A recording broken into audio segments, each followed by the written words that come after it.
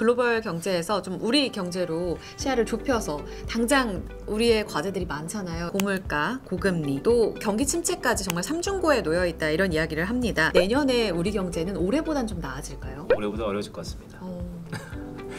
올해보다 어려워질 것 같은데요. 네. 그 이유는 두 가지가 있습니다. 하나는 한국 경제는 여전히 모티베이션 원동력은 수출입니다. 그러면 수출이 살아나야 되는데 공교롭게 이게 업로드되는 이 시점에서 한국의 수출 증가율은 플러스 전환될 가능성이 높습니다. 고무적인 것이죠. 네. 그런데 환호할 게 아닌 게요. 네. 작년 10월 달부터 마이너스로 접어들었어요. 그러니까 기저라는 게 있는 거고요. 성장률은 당연히 지난해 10월부터 마이너스를 찍었으니까 올해 10월부터는 플러스 전환될 가능성이 워낙 높습니다. 근데 우리가 주목해야 될 건 뭐냐면요. 금액이에요. 금액이 그러면 늘어났냐라고 보면 여전히 작년의 고점 대비 30% 정도 하락해 있어요. 감소해 있습니다. 네. 즉 볼륨 사이즈가 줄어든 상태에서 물론 모멘텀에 대한 기대가 있는 건 인정하나 그렇다면 V자의 반등에 대한 장밋빛 기대를 가져야 되는가에 대해서는 저는 여전히 시간이 좀 걸릴 것 같다. 그렇다면 한국 경제의 모티베이션이라는 대외 경제가 불안불안하다면 아내로 시선을 돌려야 되는데요. 국내 가계 상태를 놓고 보면 역시 가계 GDP 대비 가계부채가 106%를 넘어섰죠. 더구나 고금리에도 불구하고 가계부채가 계속해서 증가하고 있지 않습니까? 자, 그런 의미에서 보면 내수도 녹록치 않다.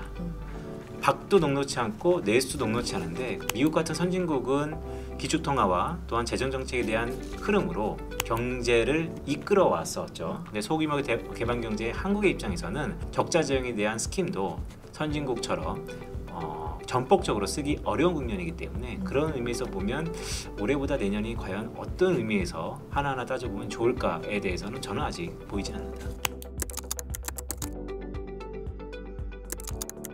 대출 증가세가 고금리임에도 불구하고 계속 늘어나고 있다고 하잖아요. 네. 그러니까 부동산이 잠깐 바닥을 쳤다 바로 또 올라오는 이런 모습들을 보이면서 네. 여기에라도 지금이라도 뛰어들어야 되지 않을까 네. 하는 이런 심리가 결국은 반영된 게 이런 가계대출 증가로 이어진 게 아닐까라는 걱정이 들어요. 이게 정말 위험한 우리 경제의 뇌관으로 보고 계세요?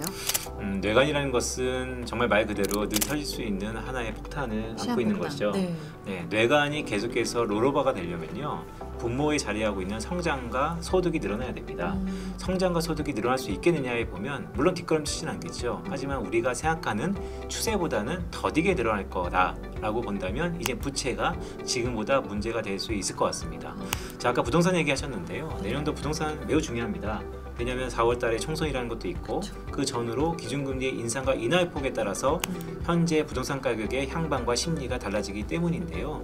저는 개인적으로 봤을 때 여기서 크게 올라갈지 크게 내려갈지도 만무하지만 오를 가능성보다는 하방 압력이 높아질 수밖에 없다. 이유는 이미 부채가 많다는 것은 수요가 줄고 있다는 거고 네. 최근에 특례 보금자리 이론 같이 다시 한번 정책적 힘이 없다면 그러면 수요가 있겠는가에 대해서는 좀 보수적이고요. 네. 앵커님 말씀 주셨던 것처럼 우리가 높은 금리에도 불구하고 빚을 낼 수 있으면 무조건 낸다. 왜? 과거에 보면 부동산 가격은 결국 바닥을 찍어 올라갈 거다라는 맹목적인 믿음이 있었죠. 그렇죠. 근데 그런 믿음도 결국 시간의 장사 없다는 것처럼 경제는 이자의 함수, 이자는 시간의 함수 아닙니까? 결국 시간에 따라서 이러한 기대감도 차츰 경감될 것이다라고 보고 있습니다. 동력은 없는 건가요? 동력이 있죠. 딱 하나 있죠.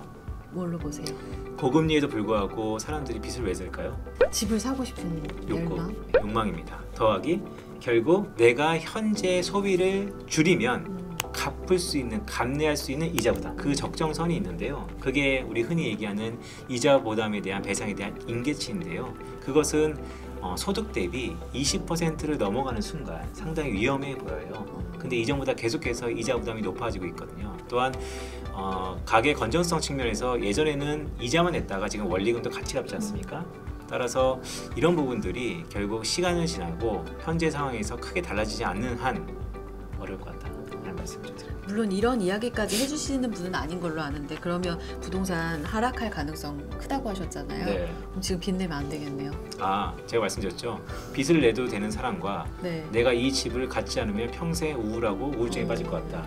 본인이 생각을 하시는 거죠. 하지만 객관적으로 봤을 때 우리가 반포에 있는 집, 대한민국에서 가장 화려한 집, 가장 1등 집을 사는 게 아니라면 평균적인 흐름으로 다운사이드 리스크는 있다. 물론 특정한 지역에 늘 수요가 있는 이러한 소득이 아니고 정책이 아니고 늘 열망이 들끓는 이런 강남 3구의 집들은요 바통이 되겠죠.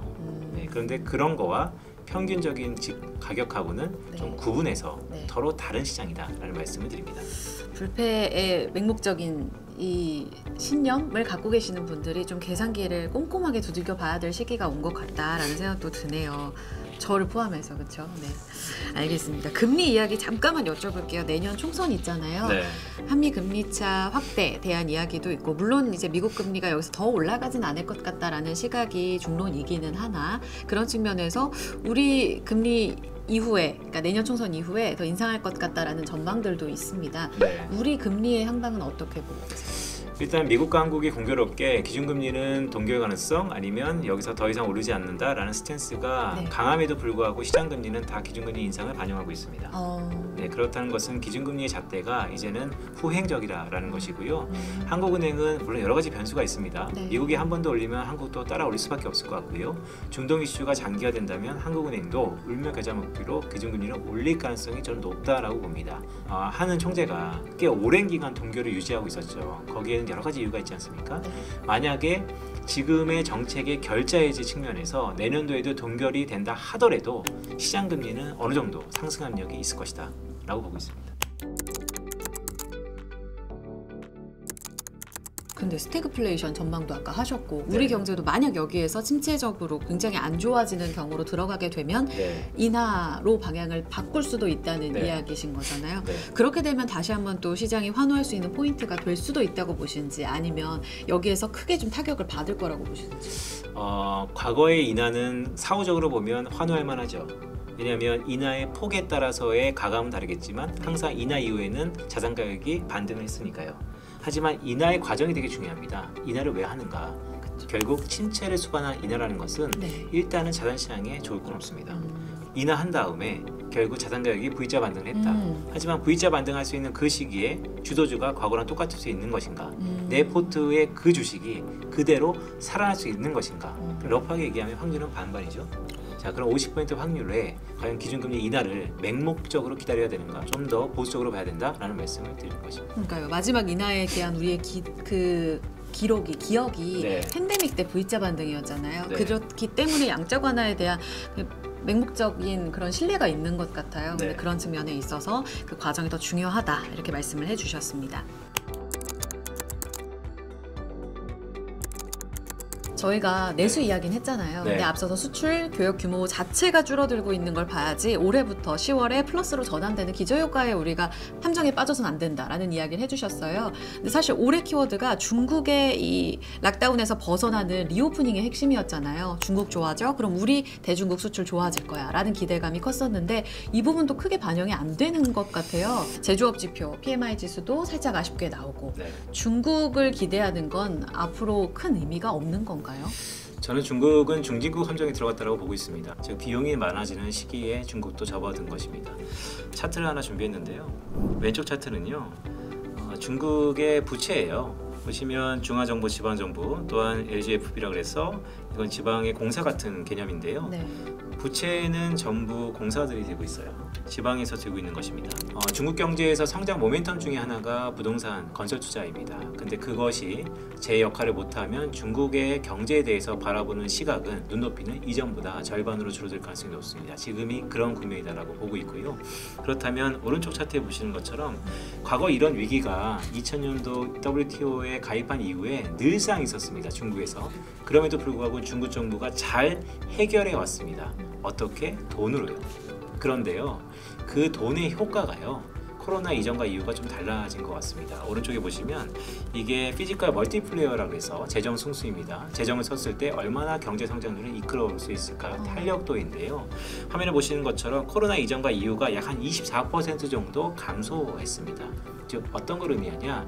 중국 경제가 안 좋았을 적은 늘상 있었다. 특히나 부동산 쪽에 문제가 있었을 때 중국 정부가 대규모 재정 정책 부양으로 그것을 메이크업 했었다. 이번에도 그렇게 하려고 노력하고 있다. 하지만 과거와 달라진 건 뭐냐면 과거보다 재정 승수가 25%가량 줄어들었다. 따라서 과거보다 25% 이상 돈을 더 써야지 과거랑 그래도 비슷하다. 부채가 많은 상황에서 돈을 계속해서 찍어낼 수 있는 것인가?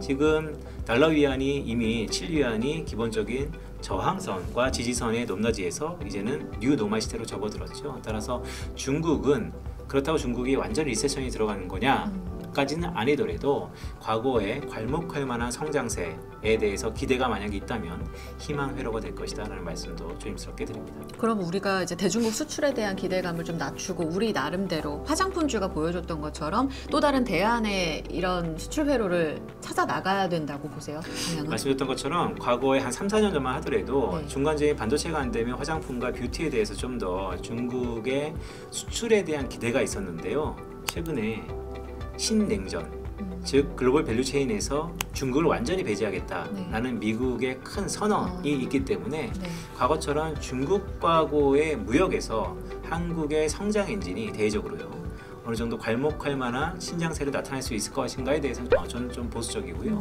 그런 의미에서 한국 경제도 부정적으로 보면 이런 통과 의뢰 과정이 그러니까 한국 경제의 리모델링 아닙니까? 탈중국을 넘어서 이제는 인도라든지 아니면 베트남이라든지 더 나아가서 미국으로의 이런 수출 전선의 다변화가 견고하게 된다면 이전에 우리가 바라봤던 한국의 대외 경쟁력이 다시 한번 일어날 수도 있다. 그런데 애석하게도 그런 시기가 앞으로 6개월 안에는 벌어질 것 같지 않다라는 게 저희 의견입니다. 내년 너머로의 우리 경제 과제까지 이야기를 짚어주셨습니다.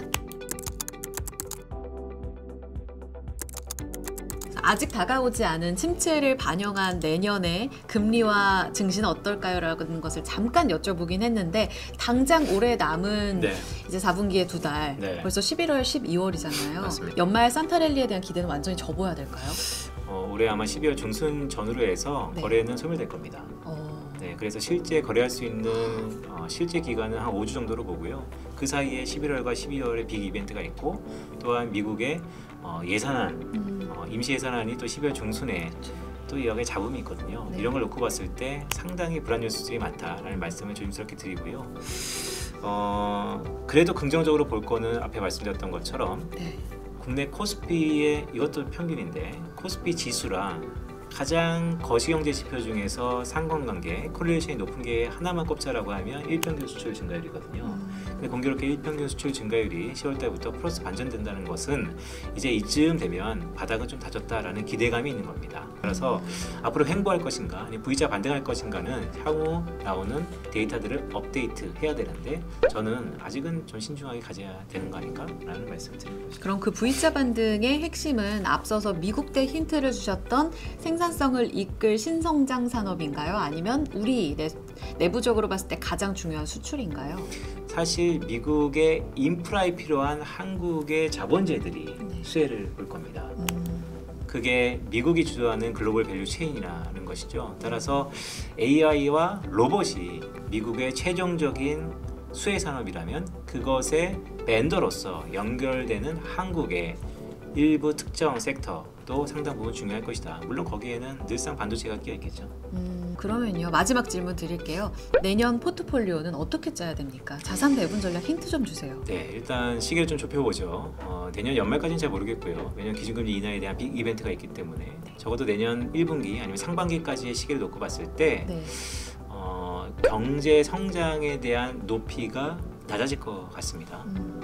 한국과 미국의 흐름을 보면 여전히 금리는 미국이 한국보다는 조금 더 높은 수준이 유지될 것 같습니다. 자, 이 두 가지의 교집합은 늘상 달러다. 라는 의미에서 달러 강세에 대한 기본적인 포트폴리오에 달러 자산을 뛰어넘는 달러 자체가 좀 있어야 된다라는 말씀을 첫 번째 드리고요. 네네. 두 번째, 하이어 for 롱거죠. 즉 고금리 장기화가 그 이면에는 다시 한번 중동 전쟁을 불러일으켜서 나타나는 인플레이션 압력입니다. 그러면 인플레이션 해지 수단으로서 우리가 늘상 얘기하는 금, 더 나아가서 최근에 저는 디지털 자산도 상당 부분 내년에 이벤트가 있다라는 사람이니까 이제는 시청자 여러분들도 포트폴리오에서요 주식, 채권, 부동산뿐만 아니고 새로운 자산에 대한 상당 부분 옵션 아니면 그에 대한 가능성도 우리가 열어두면서 포트폴리오를 꾸리는 게 어떨까라는 말씀을 드립니다. 현금은 몇 퍼센트 정도? 현금이요. 늘상 현금은 미래에 대한 도전에 대한 비용입니다. 늘상 있어야 되는 것이죠. 오, 알겠습니다. 이거 연말부터 유효한 포트폴리오 전략이죠? 아니요. 어제부터 이용했었습니다. 네.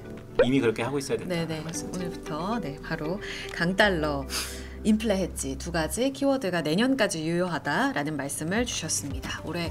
남은 올해를 어떻게 마무리 짓고 내년 그림을 그려야 될까? 매크로의 숲을 오늘 누구보다 명확하게 그려주신 것 같아요. 빅터뷰 여기까지 들어보도록 하겠습니다. 이상 현실주의자 우리 빈센트 이코노미스트와 함께했습니다. 오늘 말씀 고맙습니다. 고맙습니다.